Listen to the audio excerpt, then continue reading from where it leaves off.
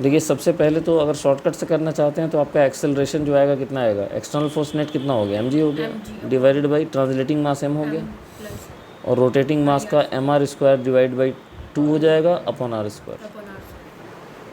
तो एक्सेलरेशन आ जाएगा, एलसीएम ले लीजिए या एलसीएम ले दीजिए, mg बाई, और इसको आप r से लास्ट में डिवाइड करना होगा, ठीक है, अल्फ़ा निकालने के लिए। m कितना है, कैपिटल M 2, g का वैल्यू कितना है, लगभग 10 ले लो, कैपिटल M फिर 2 हो गया, r² यहाँ कैंसिल हो गया, m/2 बताओ, moment of inertia of wheel दिया हुआ है। अच्छा, तो m ना लिखो, फिर I ही लिखो इसको। तो यहाँ कितना हो जाएगा, 0.1 डिवाइडेड बाई r², r कितना है 0.1, करेक्ट। कितना आ रहा है ये, 20 डिवाइडेड बाई 2 प्लस 10 है ना, 12, 20 डिवाइडेड बाई 12 आ गया तुम्हारा एक्सेलरेशन। तो अल्फ़ा कितना आ जाएगा, a/r, तो ये हो जाएगा r.1 से डिवाइड करोगे तो 200/12, 100/6, 50/3, 16.33, ठीक है, ये हो गया। दूसरा, अगर इसको फ्री बॉडी डायग्राम से बनाएंगे, शुरू हुआ ड्रामा इनका। FBD बनाएंगे तो यहाँ टेंशन क्या हो जाएगा, FE हो जाएगा। तो दो इक्वेशन आएंगे, एक तो इसके फ्री बॉडी डायग्राम, यही तो कल बताया था यार, सेम प्रॉब्लम बताया, इसी तरह का क्वेश्चन दिया, इसमें भी डाउट हो गया तुम लोग को। मतलब कि एक एक क्वेश्चन सॉल्व करके बताना पड़ेगा क्या, क्या है ये इक्वेशन, एक नंबर बनेगा, दूसरा इक्वेशन बनेगा टॉर्क का।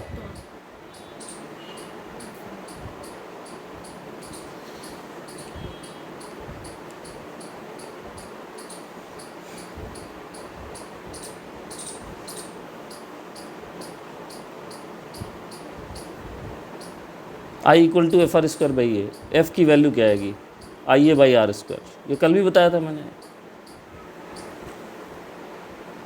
इसको ले जाके यहाँ पे पुट कर दो, इस F की वैल्यू को कॉमन लो, वही एक्सेलरेशन मिलेगा जो वहाँ दिख रहा है।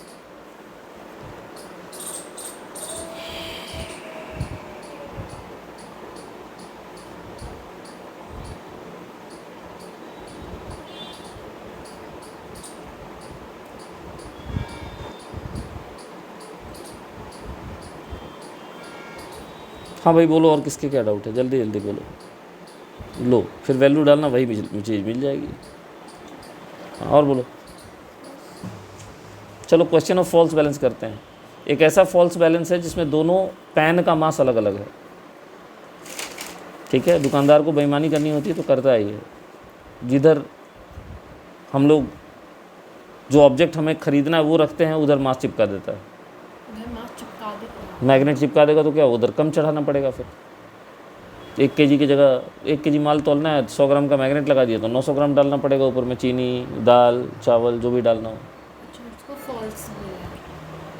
ठीक है। तो यहाँ दोनों का मास अलग अलग है। अब इससे सही रीडिंग कैसे निकालेंगे, ये हमारा प्रश्न है, how to find the correct reading, ठीक है। क्वेश्चन कह रहा है कि अगर हम इसको लेफ़्ट पेन में अपना ऑब्जेक्ट रखते हैं और राइट पेन में स्टैंडर्ड वेट रखते हैं तो वेट W बनाता है। इसका मतलब क्या हुआ, इसका मतलब ये है कि यहाँ पे हमने रखा है स्टैंडर्ड वेट, लेफ़्ट पेन में हम अपना ऑब्जेक्ट रखते हैं, ये देखिए, मतलब समझ में आएगा तब तो कोई सॉल्व करेगा इसको। ये हमने एक आर्म बना दिया यहाँ पे, तो यहाँ पे जो इसको वेट बैलेंस कर रहा है, स्टैंडर्ड वेट जिसको कहते हैं, भार, वो W1 है। और उसके बाद अगर उल्टा कर दिया हमने,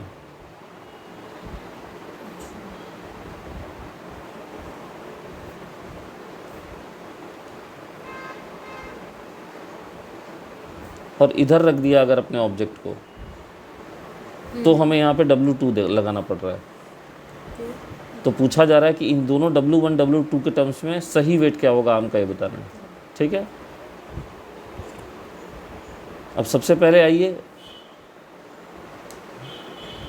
अगर ये बैलेंस्ड है, इसका मतलब क्या होगा, दोनों तरफ टॉर्क बैलेंस होता है। प्रिंसिपल ऑफ बैलेंस पहले समझिए कि दोनों तरफ क्या बैलेंस किया जाता है।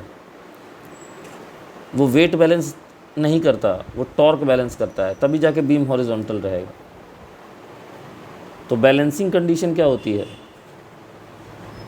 बैलेंसिंग के लिए एक साइड का टॉर्क दूसरे साइड के टॉर्क के बराबर होना चाहिए। ये इंपॉर्टेंट बात है तराजू के अंदर। अब बताइए इस साइड में टॉर्क कितना होगा। आर्म का ओरिजिनल वजन W मान लीजिए, तो एक तो W हो गया, ऊपर से यहाँ का पैन का वजन हो गया M1G, और इनटू मोमेंट्स आर्म हो गया X, और दूसरी तरफ हो गया W1 प्लस उधर के पैन का मास M2G, इधर का मोमेंट्स मास X, इसको ले लीजिए 1 और इसमें X कैंसिल आउट कर दीजिए, हो जाएगा। उसके बाद सेकंड इक्वेशन बताइए क्या बनेगा यहाँ पर, बताइए जल्दी बताइए।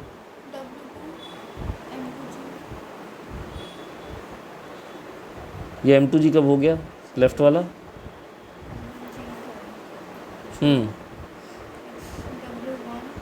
W1 कहाँ दिख रहा है अब? कुछ भी उल्टा पुल्टा बोले जाओ नहीं, बिना देखे। X कटेगा यहाँ से, ये हो गया इक्वेशन नंबर 2।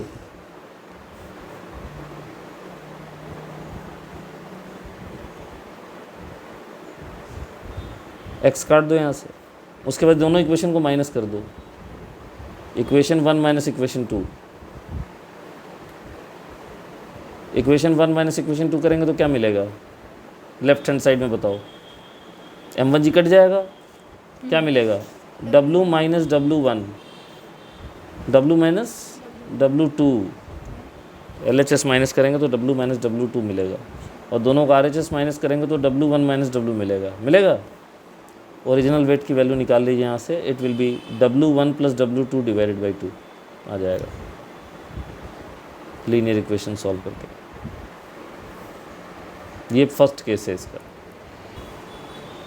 सेकंड केस में उसने मास अलग अलग किया है और ये फलक्रम भी बीच में नहीं है, इसको फलक्रम बोलते हैं। ये लीवर प्रिंसिपल पे काम करता है, लीवर प्रिंसिपल ऑफ मोमेंट्स पे काम करता है।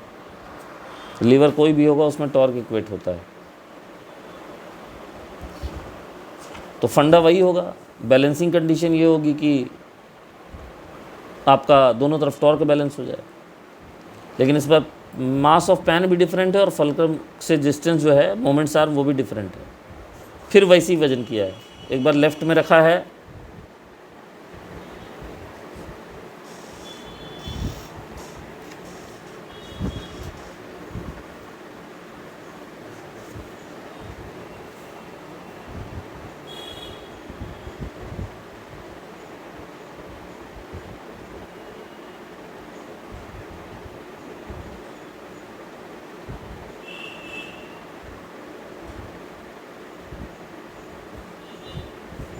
ये देखिए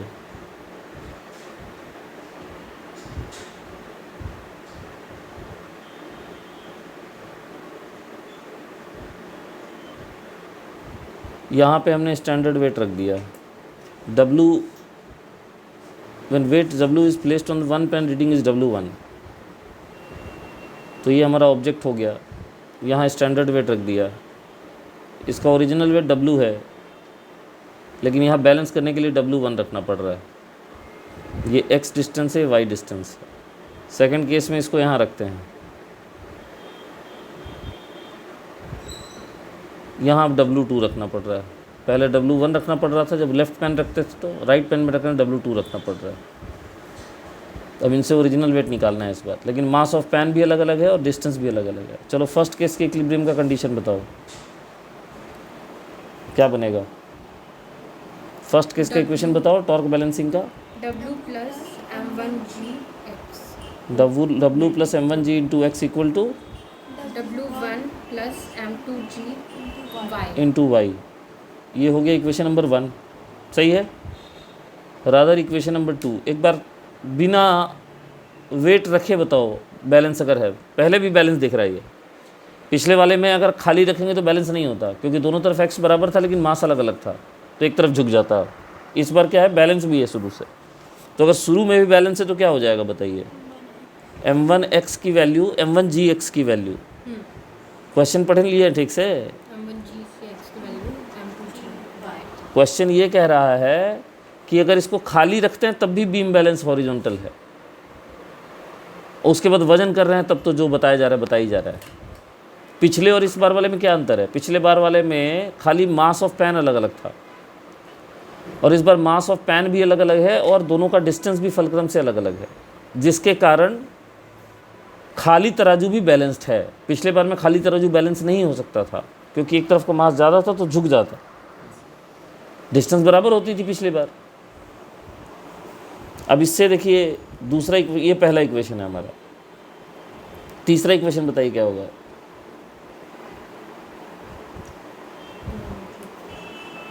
क्या होगा? नहीं समझ में आ रहा है? तीसरा वाला बताओ इक्वेशन क्या होगा फिर?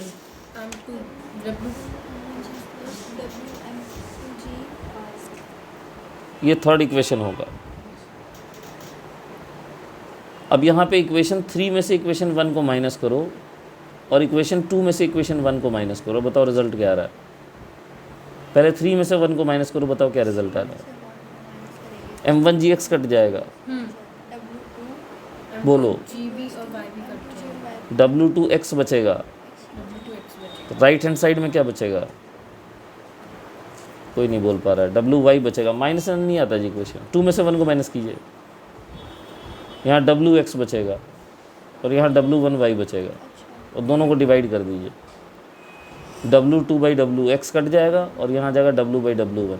इस बार ज्योमेट्रिक मीन आ जाएगा ये, w² = w1 w2, w = √w1+, ये आएगा। ये है हमारा आंसर इस बार का। दोनों केस में आंसर अलग अलग है, दोनों केस में इनिशियल सिचुएशन अलग है। ऐसे फॉल्स बैलेंस को करेक्ट रीडिंग निकालते हैं। तो पहले ये देखना होगा कि खाली तराजू एक तरफ झुक तो नहीं रहा है। अगर झुक रहा है तो फर्स्ट केस हुआ इसका मतलब। अगर डंडी बराबर है दोनों साइड में और मास ऑफ पैन खाली अलग है, और अगर मास ऑफ पैन भी अलग है और डंडी भी हिली हुई है और आपका इनिशियली इक्विलिब्रियम बता रहा है, तो फिर ऐसे करना पड़ेगा। तो जैसे टॉर्क होता है मोमेंट ऑफ लीनियर मोमेंटम, उसी तरह एंगुलर मोमेंटम जो होता है moment of angular momentum, moment of linear momentum होता है। Angular momentum is the moment of linear momentum, ठीक है। तो जैसे मान लीजिए कोई पार्टिकल है, जैसे मान लीजिए कोई पार्टिकल है और ये पार्टिकल का मास इसका m है, इसकी वेलोसिटी जो है वो v है, तो इस पार्टिकल का जो लीनियर मोमेंटम होगा ऑब्वियसली वो हो जाएगा mv, जिसको हम p लिख सकते हैं। सही है। अब इस पार्टिकल को हम ऑब्ज़र्व कर रहे हैं एक पॉइंट से, और ये पॉइंट मान लीजिए यहाँ है। जहाँ पार्टिकल मौजूद है उस पॉइंट को हमने p माना है। p को हम लोग बोलेंगे पोजीशन, o को बोलेंगे point of observation, point of observation, ठीक है। तो पॉइंट ऑफ ऑब्जर्वेशन से पोजीशन की तरफ खींचा हुआ जो वेक्टर होगा, टॉर्क में हम लोग पॉइंट ऑफ रोटेशन बोलते थे, यहाँ हम ऑब्जर्वेशन पॉइंट बोल रहे हैं। इस वेक्टर को हम कहते हैं आर वेक्टर। तो अगर हमें आर वेक्टर निकालना है तो आर वेक्टर कैसे निकलेगा? आर वेक्टर इज़ पोजीशन वाले पॉइंट का पोजीशन वेक्टर में से ऑब्जर्वेशन वाले पॉइंट का पोजीशन वेक्टर माइनस करेंगे। तो एंगुलर मोमेंटम जो होता है उसका फॉर्मूला होता है r cross f। Angular momentum का क्या formula, sorry r cross p, क्या फॉर्मूला होता है? R cross. अब अगर r दिया रहे तो ठीक है, और अगर r ना दिया रहे तो इसकी जगह r minus rp minus r not लिख सकते हैं। सेम टू सेम टॉर्क वाला ही हालत, ठीक है। डायरेक्शन वही थंब रूल से मिलेगा। तो थंब रूल से अगर डायरेक्शन की बात करें तो यहाँ साफ साफ दिख रहा है कि जो डायरेक्शन है आर वेक्टर का वो कुछ यूँ आ रहा है, पी वेक्टर का डायरेक्शन कुछ यूँ आ रहा है। दोनों का टेल एक साथ प्लेस करेंगे, क्रॉस लेंगे, तो एंगुलर मोमेंटम का डायरेक्शन अंदर की तरफ आएगा एज पर डायग्राम जो बना हुआ है अभी उसके हिसाब से। ये हो गया एंगुलर मोमेंटम।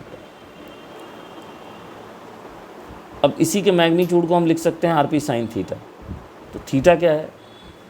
तो थीटा निकालने के लिए पहले आपको क्या करना पड़ेगा, को आगे ले इसको आगे ले जाइए, आर वेक्टर को।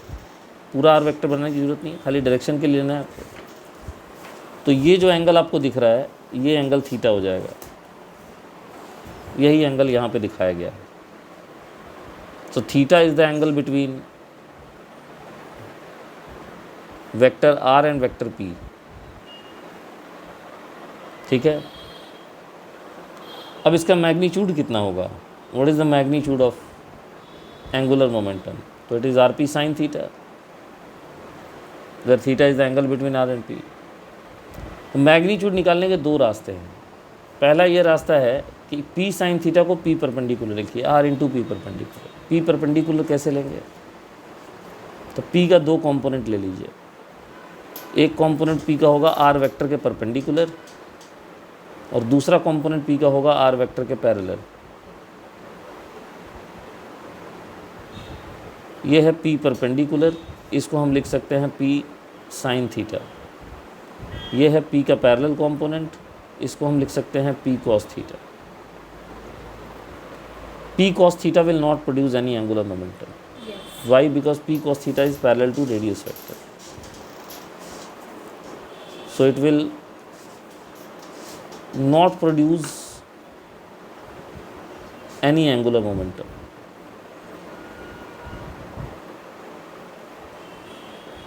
ये कोई एंगुलर मोमेंटम नहीं पैदा करेगा। रीज़न क्या है, रीज़न ये है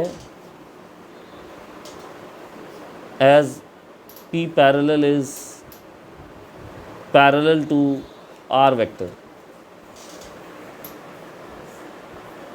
एक तरीका मैग्नीट्यूड निकालने का ये हुआ। दूसरा तरीका मैग्नीट्यूड निकालने का क्या है कि आप p वेक्टर के को मत डिस्टर्ब कीजिए, p वेक्टर को ऐसे ही छोड़ दीजिए। ये लाइन ऑफ मोशन है, वहाँ line of action of force होता था, ये लाइन ऑफ मोशन है। लाइन ऑफ मोशन पे परपेंडिकुलर डालिए पॉइंट ऑफ रोटेशन से।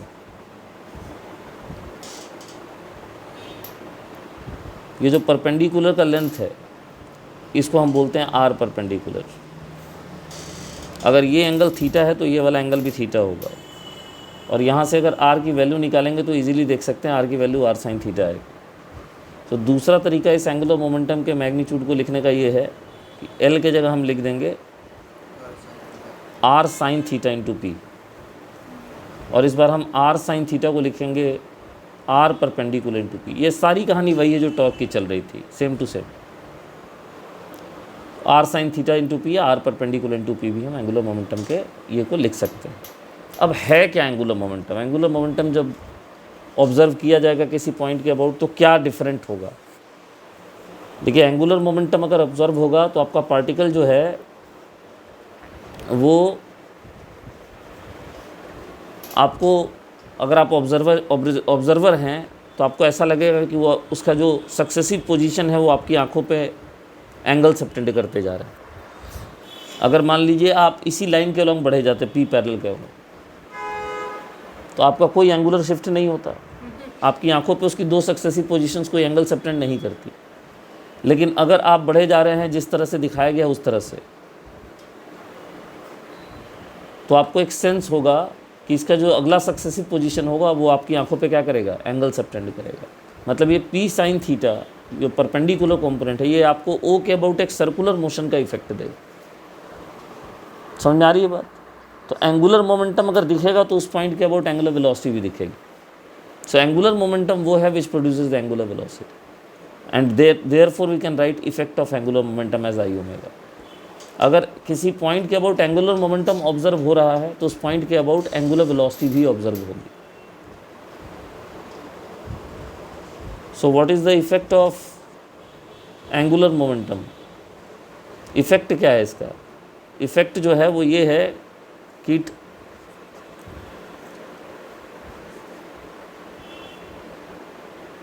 ऑब्जर्वर कैन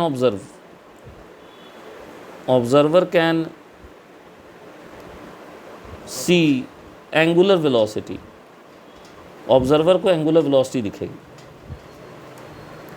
और इसको यहाँ प्रूव किया जा सकता है कि ऑब्जर्वर को एंगुलर वेलोसिटी दिखेगी और फॉर्मूला भी आ सकता है यहाँ से। कैसे आ सकता है? तो इसके लिए हम लोग आते हैं फिर से एक बार मैग्नीट्यूड पे।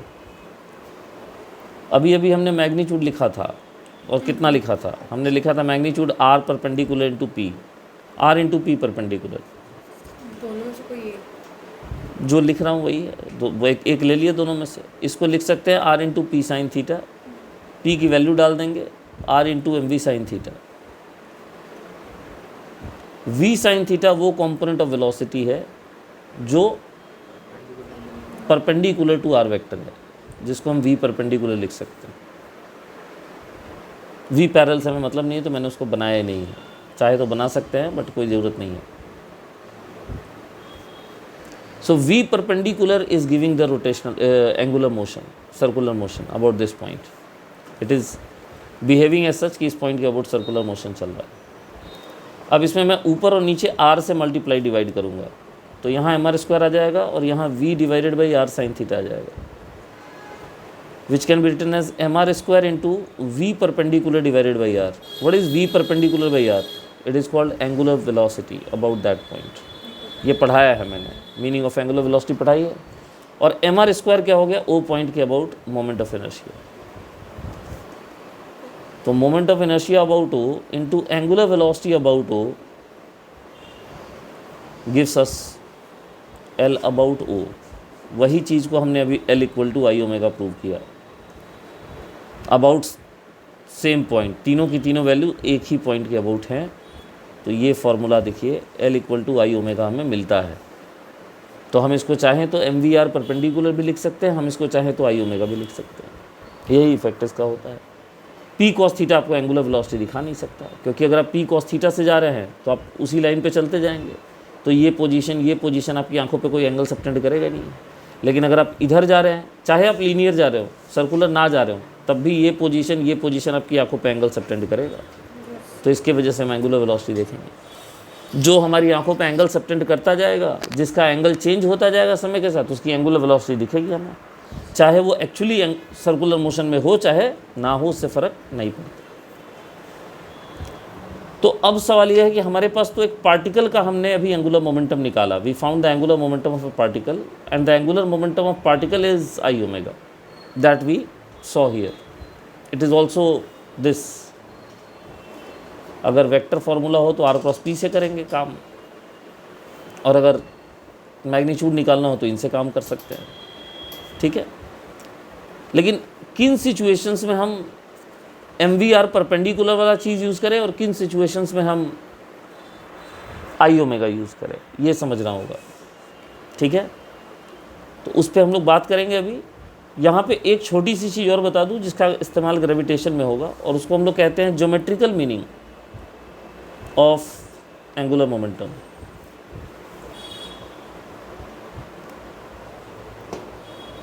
Geometrical meaning of angular momentum. Geometrical meaning क्या है? तो इसके लिए डायग्राम एक बार फिर से बनाते हैं। ये हमारा पार्टिकल था, ये इस पार्टिकल की लाइन ऑफ मोशन है, ऐसे जा रहा है। कुछ देर के बाद ये पार्टिकल यहाँ देखा जा रहा है। So it travelled from P1 to P2। इस दौरान जो इसने डिस्प्लेसमेंट किया वो ये डिस्प्लेसमेंट है, और इस डिस्प्लेसमेंट को हम लिख सकते हैं velocity of the particle multiplied by dt। लिख सकते हैं अगर dt टाइम में किया है डिस्प्लेसमेंट। इसको ऑब्जर्व किया जा रहा है पॉइंट ऑफ ऑब्जर्वेशन से। ये रहा पॉइंट ऑफ ऑब्जर्वेशन। इस वेक्टर को हम इसकी पोजीशन वेक्टर r लिख सकते हैं, और ऑब्वियसली ये वाला जो हो जाएगा ये इसकी फाइनल पोजीशन वेक्टर हो जाएगी। तो इसको हम r vector plus delta r vector या dr वेक्टर लिख सकते हैं, जितना इसने एक्स्ट्रा डिस्प्लेस कर लिया। जिसको हम चाहे तो लिख सकते हैं r vector plus v dt vector. r की डेल्टा r की वैल्यू कितनी है? v dt है। अब इन दो पोजीशंस ने हमारी आंखों पे एंगल सबटेंड किया है डी थीटा, और हम इसकी एंगुलर मोमेंटम देख रहे हैं। हम इसका ज्योमेट्रिकल मीनिंग निकालना चाहते हैं। जब मैं क्रॉस प्रोडक्ट पढ़ा रहा था तो मैं बताया था कि किसी एरिया का, ट्रायंगल का एरिया जो होता है वो किसी भी उसके दो साइड के क्रॉस प्रोडक्ट के हाफ होता है। क्या हम यहाँ पे ये जो एरिया है, मैं किस एरिया की बात कर रहा हूँ, I am talking about this area, ये जो पीले रंग से यहाँ शेड किया गया है, अगर वो आंखों पे एंगल सबटेंड कर रहा है तो उसकी पोजीशन वेक्टर यहाँ एक एरिया भी सबटेंड कर रही है। तो जो पूरा जो शेडेड एरिया है, इस शेडेड एरिया को हमने मान लिया है डी ए। इसको हम कहते हैं एरिया स्वेप्ट।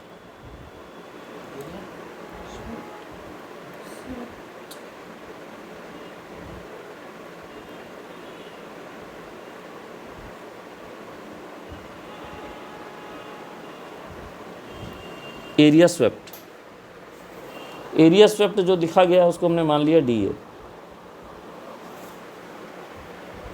तो बताइए डी ए को हम क्या लिख सकते हैं? Can we write half into cross product of any two sides? Let's take those two sides as, इसको हम लिखेंगे R क्रॉस V dt। लिख सकते हैं क्या? लिख सकते हैं? इसके ऊपर वेक्टर नहीं दिया, ये लिख सकते हैं। इसका अगर हम मोड ले ले तो हमें एरिया ऑफ ये डी ए जो एरिया है वो मिल जाएगा। अब इसमें हम m से मल्टीप्लाई और डिवाइड करते हैं तो ये क्या बन जाएगा? ये बन जाएगा r क्रॉस, और dt को यहाँ भेज देते हैं नीचे, तो ये बन जाएगा r cross m v. r cross m v क्या होता है? R cross P, सॉरी, तो होगा क्या? It is angular momentum. यही फार्मूला होता है। एंगुलर मोमेंटम जो होता है, it is twice the mass of particle into area subtended per unit time at the position vector observation point. Observation point. ये जो D A by d T वाला term है इसको हम कहते हैं areal velocity. It is also called areal velocity. Area subtended per unit time या area swept per unit time.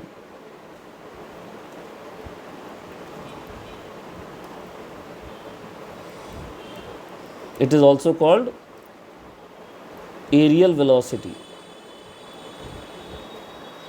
So angular momentum about O जो होगा, that is twice the mass of the particle multiplied by areal velocity about point of observation. यही इसकी geometrical meaning है। तो angular momentum और उसकी geometrical meaning देखिए यहाँ कराई गई है। अब हम बात कर रहे हैं कि किस सिचुएशन में आई ओमेगा लिखा जाए और किस सिचुएशन में लिखा जाए एम वी आर परपेंडिकुलर या एम वी आर। ठीक है, देखिए जब कोई चीज़ प्योर ट्रांसलेशन कर रहा होता है तो इसमें V सब सेम होता है। तो जितने भी पार्टिकल होंगे और सेंटर ऑफ मास जो होगा सबका वेलोसिटी सेम होगा। उस केस में हम सिस्टम को एक पार्टिकल से रिप्लेस कर सकते हैं।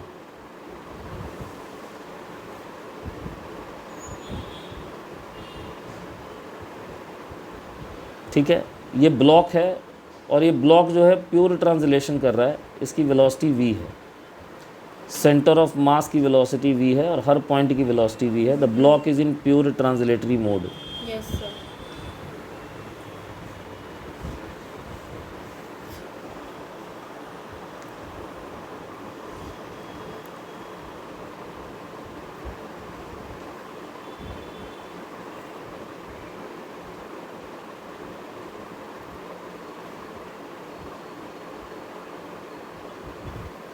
ये एक्स और वाई एक्सिस है, ये ओरिजिन है।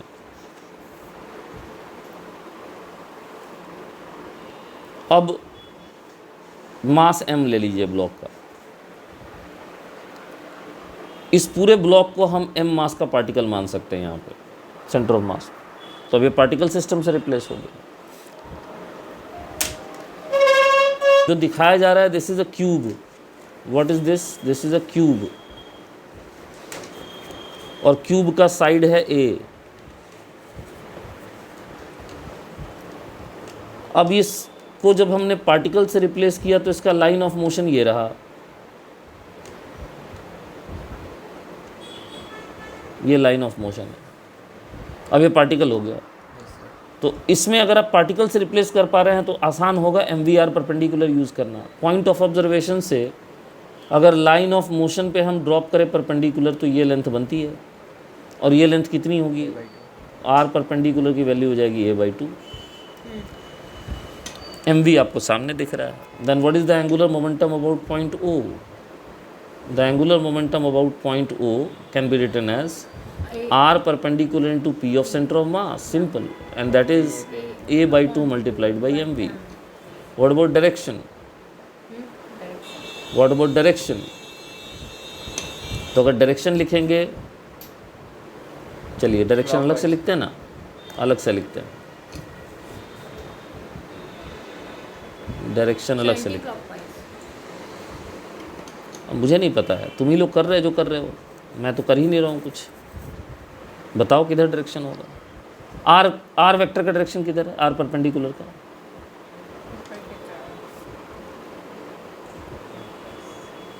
आर परपेंडिकुलर का डायरेक्शन इधर हो गया। अरे यार, हाँ ठीक है। पी वेक्टर का डायरेक्शन किधर है? तो ये डायरेक्शन अंदर की तरफ जाएगा। अंदर की तरफ जाएगा तो इसका मतलब -k लिख सकते हैं।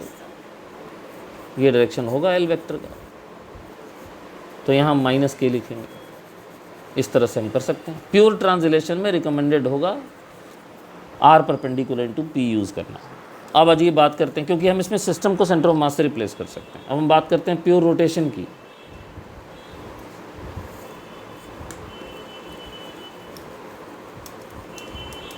तो प्योर रोटेशन देखिए, जैसे मान लीजिए कि आपने एक डिस्क ले लिया,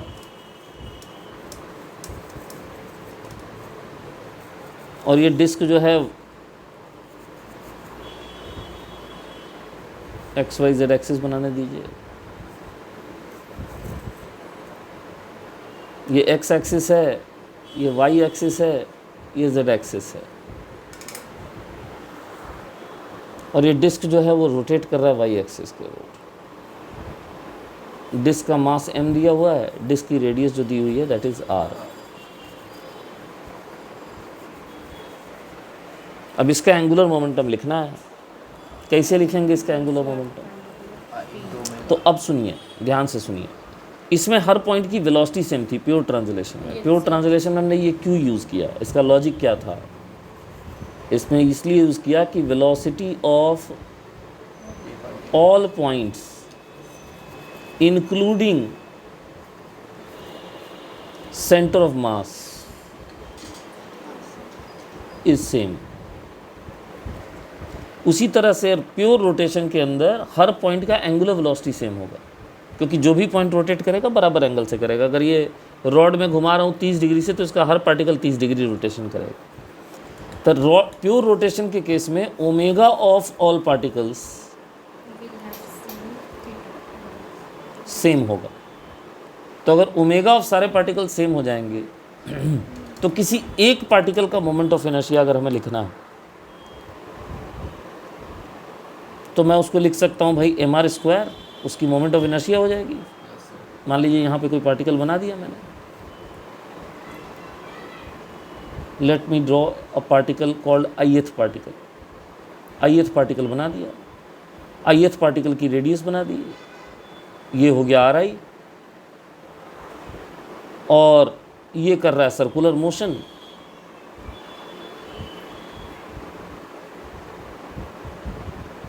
तो ऐसा दिखेगा। अब बताइए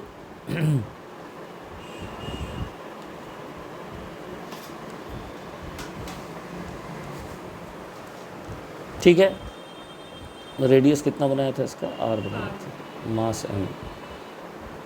ठीक है, ये पॉइंट ओरिजिन। हाँ भाई, ith पार्टिकल का मोमेंट ऑफ इनर्शिया हो जाएगा कितना? ith पार्टिकल का मोमेंट ऑफ इनर्शिया हो जाएगा mi इंटू ri², और एंगुलर वेलोसिटी हो जाएगी ओमेगा। और ऐसे ऐसे सारे पार्टिकल का हम सिग्मा लेंगे। हम बोलेंगे सिग्मा क्यों लेंगे? अगर एंगुलर मोमेंटम नेट निकाल रहे हैं तो आई ओमेगा करके हम सिग्मा लेंगे। लेकिन सवाल ये है कि सिग्मा क्यों लेंगे? क्या एंगुलर मोमेंटम तो वेक्टर क्वांटिटी है, डायरेक्ट तो जोड़ नहीं सकते। तो आप एक बात कर रहे हैं मोनो एक्सियल रोटेशन की, सिंगल एक्सिस के अबाउट रोटेशन हो रहा है।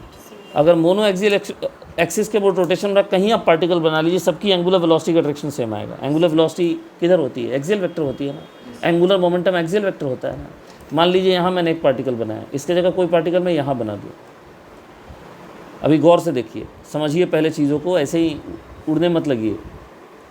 ये पार्टिकल की वेलोसिटी वेक्टर इधर बनेगी, ith पार्टिकल की। इसका r क्रॉस v निकालिए, किधर आ रहा है बताइए?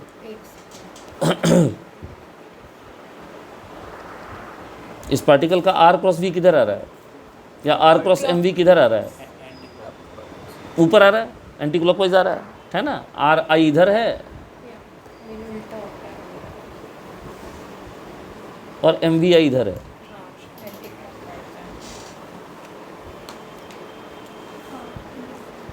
तो अगर हम इसको निकालेंगे तो इसका एंगुलर मोमेंटम जो आएगा वो बिल्कुल ऊपर की तरफ आएगा, वाई एक्सिस की तरफ। ये इसका ith पार्टिकल का L हो गया। This is perpendicular, this is perpendicular. मान लीजिए इसको ड्रॉप करते हैं, कोई दूसरा पार्टिकल लेते हैं, देखते हैं उसका क्या आता है। ओ भाई, ये क्या किया मैंने? हाँ ठीक है, तो दूसरा पार्टिकल कोई ले लेते हैं। मान लीजिए एक पार्टिकल ले लिया यहाँ पे। अब इस पार्टिकल का देखिए, ये इसका r वेक्टर हो गया, ठीक है। इसका नाम भी कुछ रख दीजिए, चलिए इसका नाम हम लोग r डैश रख देते हैं, या r ही रखते हैं, खाली इसको m रख देते हैं। इसकी वेलोसिटी इधर होगी, डैश डैश mv डैश। अब इसका एंगुलर मोमेंटम निकालते हैं, चलिए r क्रॉस mv करिए। r वेक्टर का डायरेक्शन इधर हो गया, mv डैश वेक्टर का डायरेक्शन इधर हो गया। इसका निकाल के देखिए जरा, किधर आएगा? फिर से आ रहा है ऊपर की तरफ। क्या सीखा इससे हमने? इससे हमने ये सीखा कि जितने भी एंगुलर मोमेंटम है उन सब का डायरेक्शन सेम है। तो जब वेक्टर्स का डायरेक्शन सेम हो जाता है तो क्या कर सकते हैं? ऐड कर सकते हैं, ठीक है। ये प्योर ट्रांसलेशन यहाँ से हटा दो, नहीं तो कन्फ्यूजन होगा। ऊपर लिखा हुआ है ना, ठीक। तो आपने ऐड कैसे कर दिया, समझ में आया? ऐड ऐसे कर दिया, since all L vectors are in same axial direction, तो इसलिए हमने ऐड कर दिया। अब काम हो गया, ऐड कर दिया। तो अब हम नेट एल को क्या लिख सकते हैं? ओमेगा को बाहर निकाल लेते हैं, सिग्मा एम आर स्क्वायर को हम आई लिखते हैं, तो ये हो गया ओमेगा आई। इसी से प्रूव हो गया L equal to I omega. तो आप पूरे बॉडी की मोमेंट ऑफ इनर्शिया को ओमेगा से मल्टीप्लाई कर दीजिए। ओमेगा तो पूरे बॉडी का सेम ही होगा। तो अगर ये मान लीजिए डिस्क है, तो हम यहाँ क्या लिख सकते हैं? L की जगह पे मोमेंट ऑफ इनर्शिया को हम लिखेंगे M r square by 2,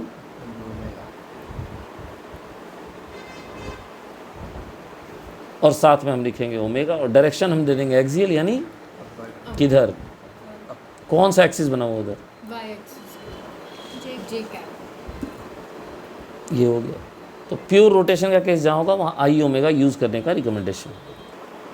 so let's talk about combination of translation and rotation. Let's talk about combination of translation and rotation.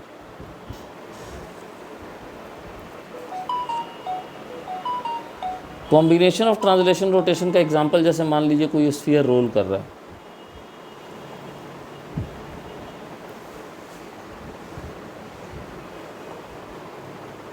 ये वाई एक्सिस है, ये एक्स एक्सिस है, इधर कहीं जेड एक्सिस होगी, इसकी ज़रूरत नहीं है।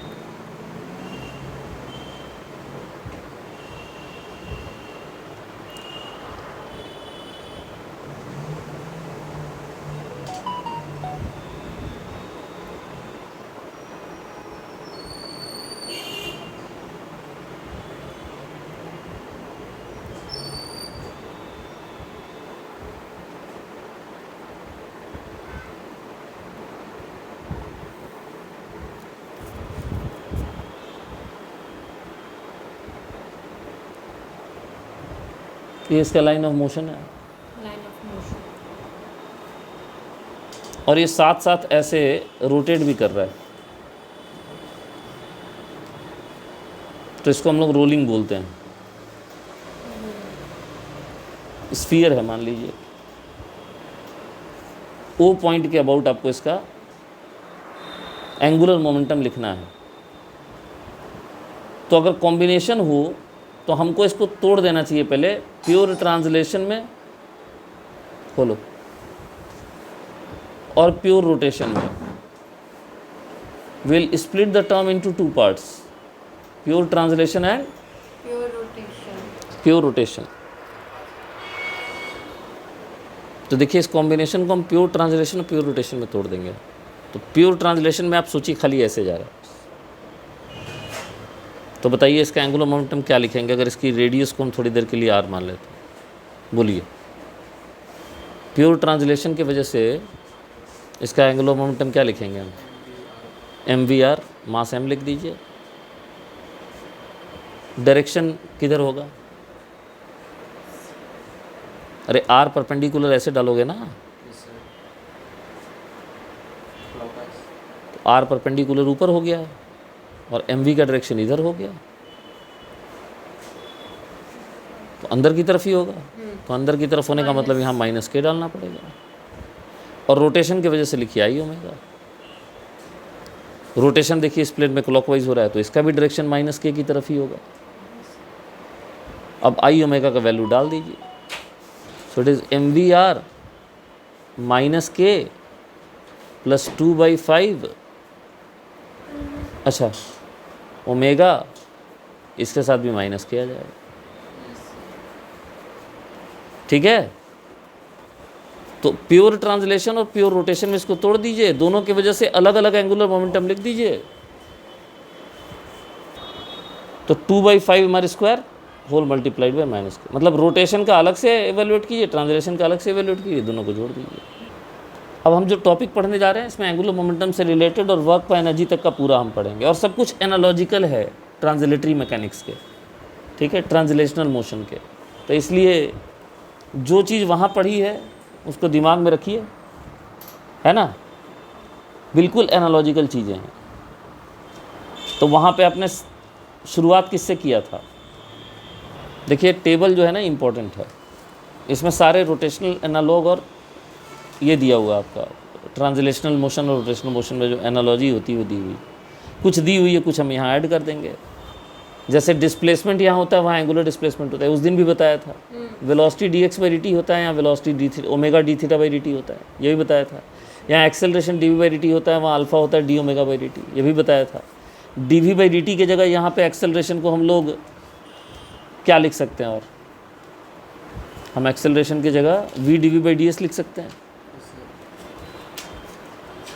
v dv/dx लिख सकते हैं। यहाँ पे हम लिख सकते हैं ओमेगा d⍵/d⁻, हाँ है ना। मास के जगह मोमेंट ऑफ इनर्शिया, फोर्स के जगह क्या हो जाएगा? ma, यहाँ टॉर्क हो जाएगा i अल्फा, सही है। उसके बाद work done, work done force का कैसे निकालते हैं? F.ds का इंटीग्रेशन करते हैं कि नहीं करते हैं? उसी तरह यहाँ वर्क डन कैसे निकालेंगे? टाउ d थीटा का इंटीग्रेशन करेंगे, टॉर्क d थीटा आ जाएगा। काइनेटिक एनर्जी k = ½ mv² होती है यहाँ पे ½ i ओमेगा स्क्वायर होती है। यहाँ आप काइनेटिक एनर्जी को लिखती थी मोमेंटम के टर्म्स में, याद कीजिए क्या लिखती थी आप मोमेंटम के टर्म्स में? आप इसको लिखती थी p²/2m, ठीक है। यहाँ पे क्या लिख सकते हैं बताए? L²/2i लिख सकते हैं। इसको हम ½ × L × ओमेगा भी लिख सकते हैं, जैसे यहाँ पे भी हम लिख सकते हैं ½ PV। बोले समझ में आ रहा है? पावर यहाँ लिखते हैं FV, फोर्स इंटू वेलोसिटी, अगर ट्रांसलेटरी मैकेनिक्स हो सेम डायरेक्शन के लिए, है ना। और यहाँ रोटेशनल पावर हो जाएगा tau omega, linear momentum mv, angular momentum i omega. इसमें इसने कांस्टेंट एक्सेलरेशन का केस नहीं बताया। कांस्टेंट एक्सेलरेशन का केस होता तो क्या होता है बताइए? आपने पढ़ा था ना पिछली क्लास में, क्या पढ़ा था बताइए? मतलब 80 वाला हमने ये पढ़ा था कि अगर अगर a कांस्टेंट होगा तो यहाँ कौन से सेट ऑफ इक्वेशंस हम यूज़ करते हैं? अरे नहीं, v equal to u plus a t, s equal to u t plus half a t square, v square equal to u square plus 2s। इन्हीं का रेप्लिका हमने पढ़ा था ना उस दिन। इधर आ जाइए, बताइए ओमेगा ये कब यूज़ होगा? जब अल्फ़ा की वैल्यू क्या होगी? कांस्टेंट होगी। इक्वेशन क्या होंगे? Omega equal to omega naught plus alpha t, omega square equal to omega naught square plus 2 alpha theta, and theta is equal to omega naught into t plus half alpha t square. ये इसके equations of motion है constant acceleration के लिए। उसके बाद और क्या बचा बताइए? और बचा law of conservation of angular momentum. ठीक है, कुछ कुछ चीज़ें हैं और जो थोड़ा सा बारीकी में जाना है, ठीक है, बट ये काफ़ी एनालॉजिकल चीज़ें हैं। ठीक है, तो ये एनालॉजी जो है ये बहुत इंपॉर्टेंट है, comparison between rotational and translation motion. इस टेबल को ज़रूर अपने नोट्स में इंक्लूड रखिएगा। इसके बाद लॉज में भी एनालॉजी समझिए। Angular momentum and rotational, second law पढ़ा था, force equal to d p by d t. यहाँ torque external on the system कितना होता है? D L by d t. शर्त यही है कि टॉर्क और एंगुलर मोमेंटम सेम एक्सिस के अबाउट लिए जाएं। ठीक है, दूसरा है कंजर्वेशन ऑफ एंगुलर मोमेंटम। अगर एक्सटर्नल टॉर्क किसी सिस्टम पे किसी पर्टिकुलर एक्सिस के अबाउट जीरो है तो आप समझ लीजिए उस टॉर्क, उस एक्सिस के अबाउट सिस्टम का एंगुलर मोमेंटम कंजर्व होगा। एक्सिस बहुत इंपॉर्टेंट है यहाँ पे। ये पॉसिबल है कि टॉर्क एक्सटर्नल किसी पर्टिकुलर एक्सिस के अबाउट जीरो, एक्स एक्सिस के अबाउट जीरो होगा तो एक्स एक्सिस के अलोंग वाला ही अबाउट वाले ही एंगुलर मोमेंटम कंजर्व कराएंगे। वाई एक्सिस के अबाउट एंगुलर मोमेंटम कंजर्व नहीं होगा। फिर मेरी बात समझ में आ रही है मैं क्या बोल रहा हूँ? जिस एक्सिस के अबाउट टॉर्क जीरो होगा एक्सटर्नल, उस एक्सिस के अबाउट एंगुलर मोमेंटम कंजर्व होगा। इन सब पे क्वेश्चंस करेंगे हम लोग। एक्सटर्नल टॉर्क अगर जीरो होगा तो एल अबाउट ए बी, देखिए लिखा हुआ है ना क्लियर, यहाँ पे अबाउट ए बी लिखा हुआ है ना, है ना? तो अबाउट ए बी जो है, अगर टॉर्क आपका जीरो होता है तो अबाउट ए बी ही आपको एंगुलर मोमेंटम लेना है इनिशियल और फाइनल बराबर करके। फिर हमने एक कंसेप्ट पढ़ा था इम्पल्स का, इम्पल्स पढ़ा था ना। यहाँ रोटेशनल इम्पल्स होता है, वहाँ इम्पल्स कितना होता था? तो एफ डी टी का इंटीग्रेशन, यहाँ टाउ डी टी का इंटीग्रेशन होगा। ठीक है, और इम्पल्स ऑफ रिजल्टेंट फोर्स को हम क्या लिख सकते हैं? अगर रिजल्टेंट फोर्स लगेगा तो उसके इम्पल्स को जे रिजल्टेंट फोर्स नहीं, due to resultant torque. Resultant torque के इम्पल्स को हम लिख सकते हैं चेंज इन एंगुलर मोमेंटम के बराबर। जैसे वहाँ रिजल्टेंट फोर्स के इम्पल्स को हम लोग लिखते थे चेंज इन मोमेंटम के बराबर, याद है? Impulsive torque acts for a very small time, producing a large change in angular momentum, and change in angular momentum due to that impulsive force is called impulse. Same चीज़ है, खाली torque के version में लिखा हुआ है। Rotational work वहाँ लेते थे एफ डॉट डी एस। देखिए वहाँ खाली एनसीईआरटी में टाउ डी थीटा लिखा होता है, बिकॉज वो मोनो एक्सियल रोटेशन की बात कर रहा है। हम लोग को भी मोनो एक्सियल रोटेशन की बात करनी चाहिए, ज़्यादा मल्टी एक्सियल रोटेशन में जाने की ज़रूरत नहीं है। तो मोनो एक्सियल रोटेशन के अंदर आप बात करेंगे तो टॉर्क और डी थीटा के बीच का एंगल जो हो जाएगा या तो जीरो होगा या 180 होगा। जीरो कब होगा? जब उसको एक्सेलरेट करेगा, और 180 कब होगा? जब रिटार्ड होगा। तो यहाँ रोटेशनल वर्क का फॉर्मूला आइदर प्लस और माइनस टाउ डी थीटा होगा। एक्सेलरेटिंग टॉर्क का क्या होगा? Tau D theta positive. Retarding torque का क्या होगा? Tau D theta negative. देखिए यहाँ लिखा हुआ है। इसके लिए आप area under tau versus theta graph भी निकाल सकते हैं। बोलिए समझ में आ रहा है? Yes sir. अरे आ रहा है कि नहीं आ रहा है? थीटा 1 से थीटा 2 तक इंटीग्रेट कीजिए। उसके बाद आपने वर्क एनर्जी थ्योरम पढ़ा था। आपने पढ़ा था कि रिजल्टेंट फोर्स के द्वारा किया गया वर्क डन जो होता है that is equal to change in kinetic energy. उसी तरह रोटेशनल रिजल्टेंट टॉर्क के द्वारा किया गया जो वर्क डन होता है that is change in rotational kinetic energy. Rotational kinetic energy की चेंज के बराबर होगा half I omega 2 square minus half I omega 1 square, ऐसे। उसके बाद रोटेशनल पावर देखिए, वहाँ एफ डॉट वी होता था, यहाँ क्या हो जाएगा? टाउ डॉट ओमेगा होना चाहिए। लेकिन आप बात कर रहे हैं मोनो एक्सियल रोटेशन की, जहाँ टॉर्क और ओमेगा या तो सपोर्टिव होंगे या एक दूसरे को अपोज करेंगे। तो पावर का फॉर्मूला टाउ ओमेगा पॉजिटिव या टाउ ओमेगा नेगेटिव हो जाएगा। जो रोकने वाला टॉर्क होता है उसको काउंटर टॉर्क कहते हैं। क्या कहते हैं? काउंटर। ठीक है जी, पहले बताया आपको। आइए देखिए rotational kinetic energy. Rotational kinetic energy का फॉर्मूला क्या होता है बताइए? Half I omega square. हाँ है ना, जैसे वहाँ होता है हाफ एम वी स्क्वायर। ठीक है, और रोटेशनल काइनेटिक एनर्जी को आप 3 तरीके से लिख सकते हैं। बताइए, क्या इसको हम L²/2I लिख सकते हैं? L की वैल्यू I ओमेगा होती है, और इसी को हम चाहे तो हाफ L ओमेगा भी लिख सकते हैं। अगर I ओमेगा की जगह हम L लिख दें, 1 ओमेगा को अलग कर दें, तो हाफ L ओमेगा लिख सकते हैं कि नहीं लिख सकते हैं इसको? ठीक है, क्या किया आपने? अरे I ओमेगा को L लिख दो ना, 1 ओमेगा अलग करो, half I omega omega, I omega को L लिख दो, हाफ L ओमेगा आ जाएगा। लेकिन ग्राफ बनाना हो तो इसको यूज़ नहीं करेंगे, क्योंकि इसको यूज़ करेंगे तो यहाँ 2 वेरिएबल हो गए, 1 वेरिएबल इधर आ जाएगा, 3 वेरिएबल हो जाएंगे। ग्राफ बनाने में 2 वेरिएबल का यूज़ होता है खाली। तो ग्राफ बनाइएगा तो काइनेटिक एनर्जी, रोटेशनल और ओमेगा के बीच में ग्राफ कैसा होगा? पैराबोला। अब यहाँ पे मैं थोड़ा आपको सुधार दूँ, मास नहीं है ये, डोंट टेक ऑब्वियस। जब आप ग्राफ बनाने चले तो पहले सोचिए कांस्टेंट क्या दिया हुआ है। मैं आपको दिखाता हूँ, नीचे देखिए, kinetic energy, rotational versus omega का graph under the condition when L is constant. किसके किसके बारे में बात हो रही है? K L ओमेगा के बारे में। रिलेशन क्या होता है? Half L omega. कांस्टेंट क्या है? L। ये डायरेक्टली प्रोपोर्शनल होगा K versus omega, straight line होगा। लेकिन यही kinetic energy versus rotation omega का ग्राफ बनाना है जब I कांस्टेंट दिया हुआ है, तो ये पैराबोला होगा। तो पहले उन तीनों चीज़ों को लिखना है जिसके बारे में बात हो रही है, उसके बाद ग्राफ के बारे में सोचना है कि कैसा ग्राफ बनेगा। जैसे अगर मैं आपको बोलूँ, एक रिलेशन मैं लिख देता हूँ यहाँ पे कि L और ओमेगा का ग्राफ बनाइए। किसका ग्राफ? तो आप बोलेंगे सर L = I ओमेगा होता है, मैं तो डायरेक्टली प्रोपोर्शनल बना दूंगी, फंस जाएंगे आप। मैं बोलूँगा L वर्सेस ओमेगा का ग्राफ बनाइए, गिवन की काइनेटिक एनर्जी कांस्टेंट है, ये गिवन है। काइनेटिक एनर्जी कांस्टेंट के केस में L वर्सेस ओमेगा कैसे बनेगा? तो पहले रिलेशन लिखिए। क्या लिखिएगा? K = half L omega. बोलिए हाँ या ना? सही है, यही रिलेशन होगा ना, क्योंकि इन्हीं 3 चीज़ के बारे में बात हो रही है। इसके बाद K आपका कांस्टेंट हो गया। K क्या हो गया? कांस्टेंट। तो K को कांस्टेंट लिख दिया हमने। अब बच क्या गया बताइए? L और ओमेगा। L और ओमेगा का कैसा रिलेशन आएगा? इनवर्सली। ग्राफ ऐसा बनेगा, आप बेवकूफ़ बन जाएंगे अगर आप बनाएंगे स्ट्रेट लाइन तो यहाँ मास नहीं है, moment of inertia can very. ठीक है, इसलिए सावधानी से कि रिजल्टेंट टॉर्क का आ गया यहाँ पे। उसी तरह work done by conservative torque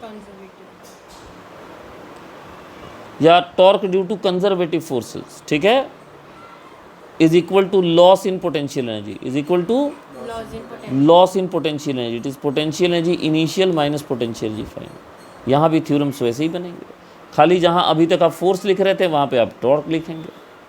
in दोनों को मिला के हमने एक फॉर्मूला बनाया था, याद करिए, कि work done by non conservative force plus work done by external force equal to change in total mechanical energy. वो यहाँ भी लिख सकते हैं आप, लेकिन अब इसमें सारे देखिए, वर्क एनर्जी थ्योरम 2 नहीं हो सकता, वर्क एनर्जी थ्योरम एक ही होगा। तो अगर पूरे वर्क एनर्जी थ्योरम को इंटीग्रेटेड लिखे तो क्या लिखेंगे? Work done by external force, सुनिएगा ध्यान से, plus work done by external torque, ये नया टर्म जुड़ेगा ना इसमें, plus work done by non conservative force plus work done by non conservative what? Torque is equal to what? Kinetic energy translatory plus kinetic energy rotatory plus potential energy all final minus kinetic energy translatory plus kinetic energy rotatory plus potential energy all initial. ये आपका combined दोनों theorem को मिला के formula बन जाता है। बोलिए समझ में आया? तो इन सबको अभी सब पे 1-1, 2-2 क्वेश्चन जो है करना पड़ेगा, ठीक है, तब जाके ये आएंगे पिक्चर में। चलिए क्वेश्चन पढ़िए। The particle shown move from A to B in 2 seconds। ठीक है, निकालिए, पेज निकालिए। सब्जेक्टिव सब्जेक्टिव का क्वेश्चन नंबर 43। हाँ जी, पढ़िए, पहले क्वेश्चन पढ़िए। ए से बी तक पार्टिकल जा रहा है, तो सबसे पहले तो इसका एंगुलर मोमेंटम निकालना है। किस पॉइंट के अबाउट निकालना है? पी के अबाउट। समझ रहे हैं? कहाँ निकालना है? जब पार्टिकल कहाँ पे हो? बी पे। सही है। फिर एरियल वेलोसिटी निकालना है। तो ये देखिए पार्टिकल बी पे है, तो पार्टिकल का जो वेलोसिटी होगा पहले वो चाहिए हमें, और मास से मल्टीप्लाई करेंगे तो एम वी मिल जाएगा। उसके बाद हमें आर वेक्टर चाहिए, है ना? आर वेक्टर कहाँ से कहाँ होगा? पी से बी तक होगा। आर वेक्टर निकालिए, एम वी वेक्टर निकालिए, दोनों का क्रॉस करिए। पहले बताइए वी वेक्टर कैसे निकालिएगा? वेलोसिटी कांस्टेंट दी हुई है, सही है? वेलोसिटी कांस्टेंट दी हुई है, तो इनिशियल पॉइंट और फाइनल पॉइंट पता है, और टाइम भी पता है। पहले वेलोसिटी निकालिए। बताइए किस पोजीशन वेक्टर में से किस पोजीशन वेक्टर को माइनस करिएगा? आरपी माइनस पी कैसे होगा? वेलोसिटी निकाल रहा हूँ ना मैं, बताओ। आर बी माइनस क्या? Divided by time. पहले तो ये निकाल लेना, उसके बाद एम से मल्टीप्लाई कर देना, ठीक है? और उसके बाद आर क्रॉस पी निकाल सकते हो। आर निकालने के लिए क्या करोगे बताओ? किस में से किसको माइनस करोगे? पार्टिकल पोजीशनड कहाँ पे है? बी पे। किस पॉइंट के निकालना है? पी के अबाउट। तो आर बी में से आर पी को माइनस करेंगे ना। चलो करके दिखाओ। चलिए मैं भी करता हूँ आपके साथ, ऐसा नहीं है। आर वेक्टर की जगह मैं लिखूँगा r B minus r p, इसको मैं लिखूँगा एम, और वी की जगह मैं लिखूँगा r B minus r A divided by t. Mass भी 2 दिया हुआ है, टी भी 2 दिया हुआ है। मास और टी कट जाएगा, ध्यान दीजिएगा। अब आपका आर वेक्टर कितना है वो बताइएगा मेरे को। R B minus r p करने पे क्या आ रहा है? मास और टी दोनों 2 दे रहा है, कट जाएगा, ठीक है? R B minus r p कितना आ रहा है बताइए?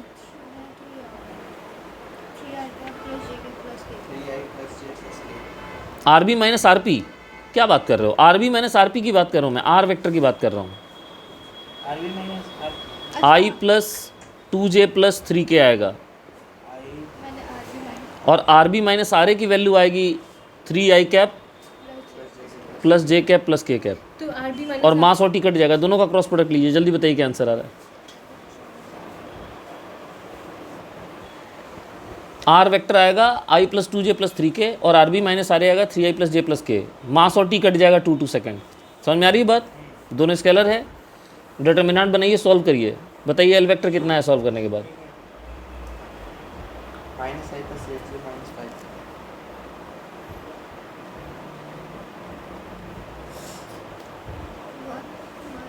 बिल्कुल सही आ रहा है। एल वेक्टर आएगा माइनस आई प्लस 8j माइनस 5 के। नहीं, ये मैग्नीट्यूड निकालिए, जल्दी जल्दी हाथ पैर चलाइए भाई। 64 एक 65 और 25 √90 आएगा। लिख लिया। अब एरियल वेलोसिटी निकालिए। कैसे निकालिएगा? एंगुलर मोमेंटम को कितना लिखते हैं एरियल वेलोसिटी निकालने के लिए? बताइए। एंगुलर मोमेंटम और एरियल वेलोसिटी में क्या रिलेशन बताया था? खाली da/dt याद है तुमको? 2m into da/dt। एल का मैग्नीट्यूड निकाल के यहाँ पुट करो, मास पुट करो, da/dt आ जाएगा। कम ऑन फास्ट, da/dt निकालो।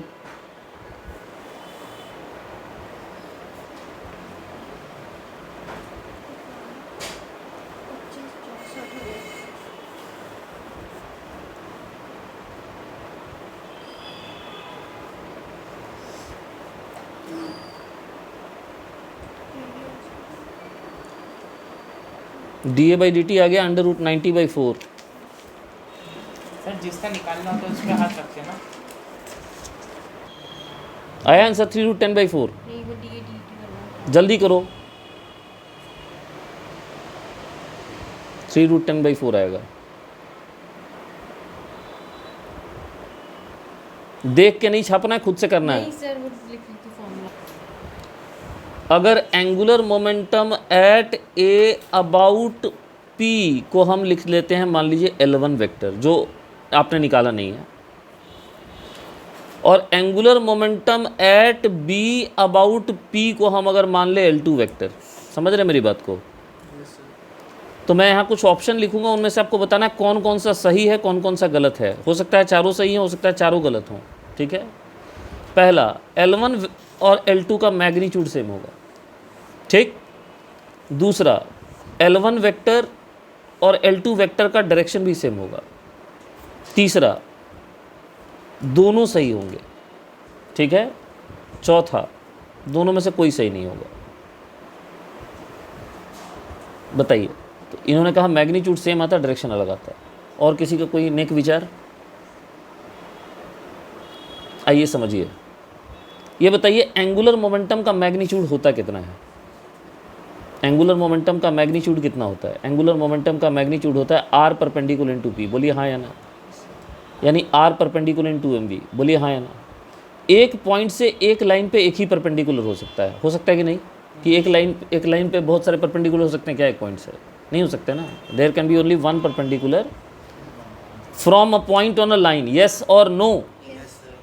इसका मतलब आर फिक्स्ड है, उसको चेंज नहीं कर सकते हैं, चाहे पार्टिकल ए पे हो चाहे पार्टिकल बी पे हो। बोलिए हाँ या ना?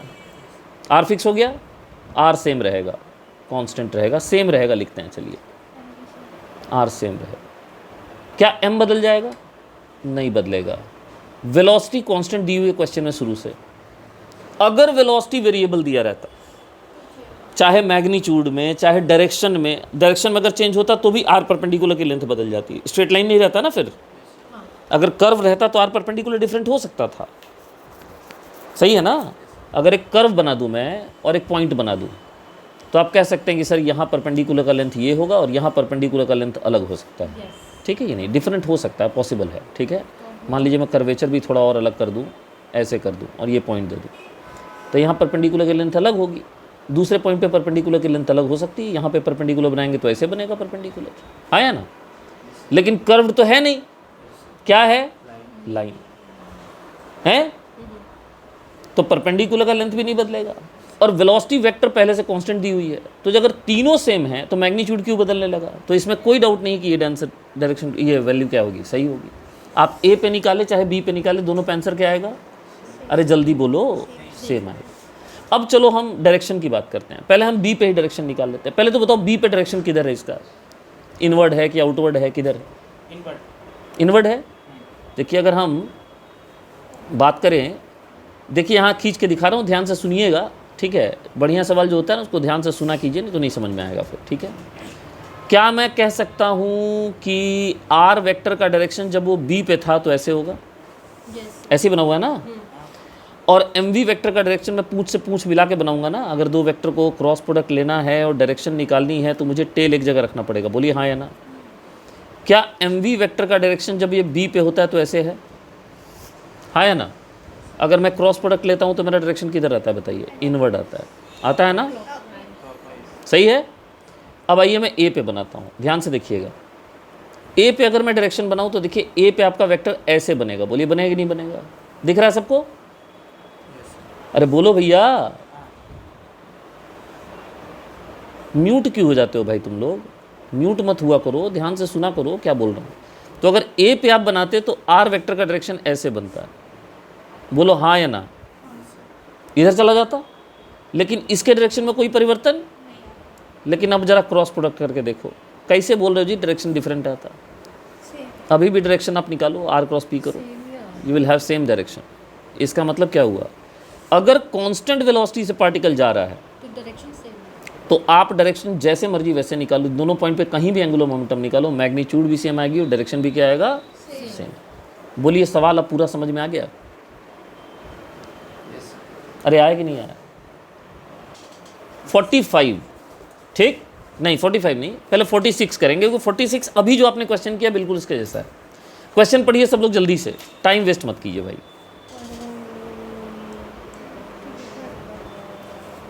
पढ़ लीजिएगा तो बता दीजिएगा। पढ़ लिया? जरा एक स्ट्रेट लाइन बना के दिखाओ, कैसा बनेगा ग्राफ उसका स्ट्रेट लाइन का। जो इक्वेशन दिया हुआ उसको प्लॉट नहीं कर सकते, स्ट्रेट लाइन करके दिखाओ प्लॉट।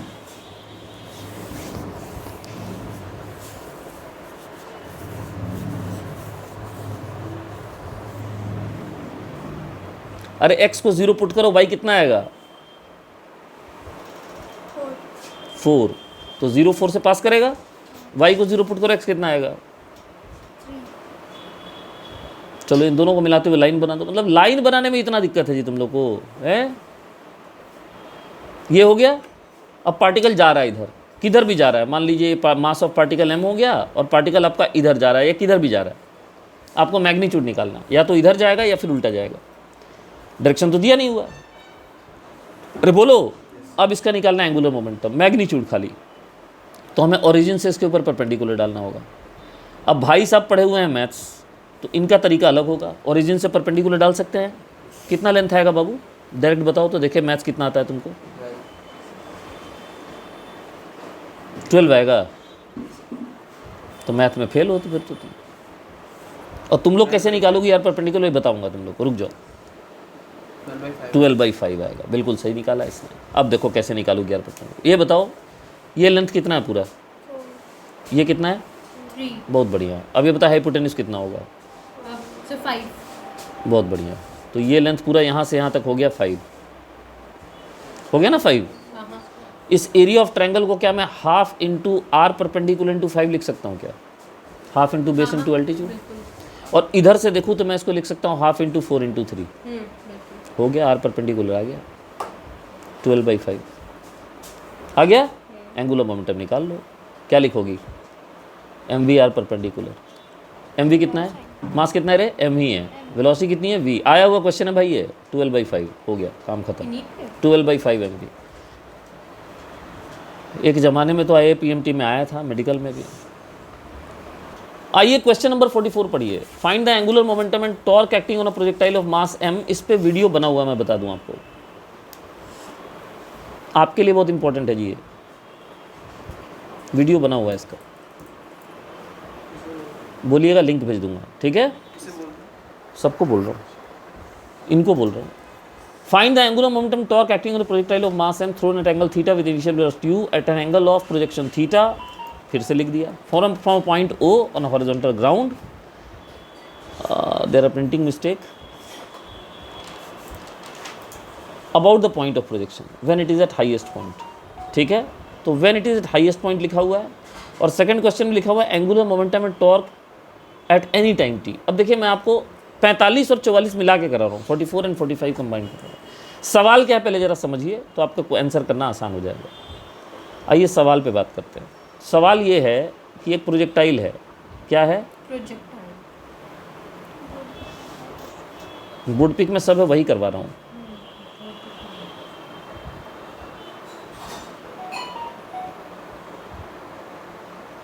इस प्रोजेक्टाइल को फेंका गया है u वेलोसिटी से थीटा एंगल। प्रोजेक्टाइल का मास है m, O पॉइंट से फेंका गया। यहाँ तक समझ में आ रहा है। मेडिकल वालों को इस पॉइंट पे, अब तो नहीं आएगा, एक ज़माने में आता था, और इस पॉइंट पे एंगुलर मोमेंटम और टॉर्क निकालने दिया जाता था। क्या निकालने दिया जाता था, angular momentum about point of projection यानी O and torque about point of projection यानी O। समझ गए बात को। कहाँ कहाँ निकालने दिया जाता था, 2 पॉइंट का नाम लिया मैंने, एंगुलर मोमेंटम एंड टॉर्क। कहाँ निकालने दिया जाता था ये पूछ रहा हूँ। कुछ नाम रख दो इसका, इसका H नाम रख दो, हाईएस्ट पॉइंट होता है, इसका R नाम रख दो। तो आपको निकालने दिया जाता था जनरली कहाँ पे, एट H एट R। लेकिन मैं यहाँ पे कुछ और करूँगा, मैं इतना नहीं पढ़ाऊँगा, मैं सीधे निकालूँगा एट एनी टाइम t। समझ रहे हैं, किसी जनरल टाइम t पे निकाल लीजिए। अब आपको जहाँ निकालना है वहाँ का टाइम आपको पता है, वहाँ पुट कर दीजिए, आपका आंसर आ जाएगा। ठीक, तो मैं सारा प्रॉब्लम एक ही प्रॉब्लम में कर दूंगा, ठीक है, ध्यान दीजिएगा ज़रा। तो मान लीजिए किसी जनरल टाइम पे यहाँ पे है, घुस रहा है खोपड़ी में अभी तक। अब बताइए इस पे फोर्स कितना लगेगा, mg लगेगा, लगेगा। और ये इस फोर्स की लाइन ऑफ एक्शन है, करेक्ट, ठीक। O पॉइंट के अबाउट टॉर्क निकालना है। बताइए मोमेंट्स आर्म का लेंथ कितना होगा, R परपेंडिकुलर का, क्या ये लेंथ होगी। इस लेंथ को हम प्रोजेक्टाइल का x डिस्प्लेसमेंट लिख सकते हैं क्या, अरे बोलो भाई। So can I say that torque मैं पहले लिखूंगा at any point, can I say it is mg into x को मैं लिखता हूँ u cos थीटा t, याद है? डायरेक्शन आइए डिस्कस कर लेते हैं। x की डायरेक्शन इधर है यानी r परपेंडिकुलर की, और mg की डायरेक्शन इधर है, माइनस के की तरफ आएगा। अरे ऐसे ही देखो ना, प्रोजेक्टाइल आपका क्लॉकवाइज ही तो जा रहा है ना, एक्स वाई प्लेन में ऐसे जा रहा है, अंदर ही होना चाहिए। तो डायरेक्शन आ गया माइनस के की तरफ। इसमें कोई दर्द तकलीफ परेशानी? पक्का समझ में आ गया इतना? प्रॉपर्टी यूज कीजिए तो जल्दी बन जाएगा क्वेश्चन। अब एक बात बताइए, what is the relation between torque and angular momentum? Can I say angular momentum dl by dt about the same point is equal to torque about the same point? So can I say that dl is equal to tau dt? अरे बोलो भाई। And can I therefore say that dl is equal to mg into u cos theta t? गायब कर दिया मैंने भाई साहब, u cos theta t होगा ना जी x का वैल्यू। तो तुम लोग यहाँ सो रहे हो। mg u cos theta into T. अरे भैया